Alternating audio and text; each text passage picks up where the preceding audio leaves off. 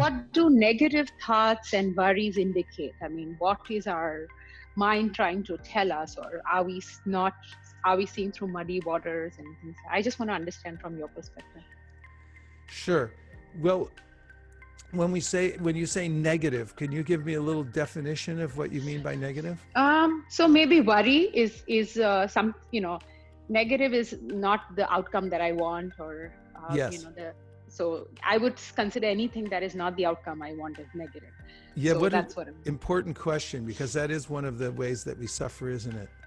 And there's a way in which I I have a conception of which way my life should go. Have you ever noticed that? You think it's going to look like this when I get there, or one thing I noticed, my mind, if I hear like somebody on the radio, and then I actually see their picture, I go, that's not them. They don't look like their voice. It's totally different. My mind already made a picture. And similarly, my mind makes pictures of the way my life is supposed to look. Oftentimes people dream about on graduation, I'm going to go up on stage and everyone's going to be cheering for me, or whatever it may be. I have this idea of that. Then when it doesn't go that way, it's quite disconcerting.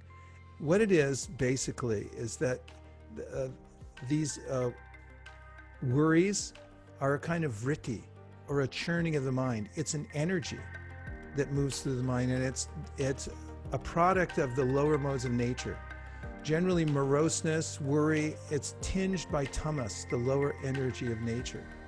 And you can notice this for yourself as you become more introspective and aware that your mind is not you. Your life situation is not you either. It's something that you're moving through, and it's constantly changing, just like a river is constantly changing.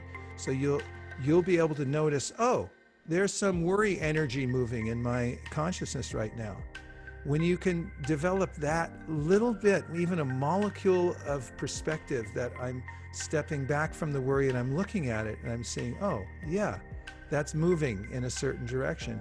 And then you can develop some tolerance, because these things come and go. And it's one of the main themes of, for instance, the Bhagavad Gita, is that you have to become dhira, or tolerant, of the changes that take place within the mind, because they're like seasons.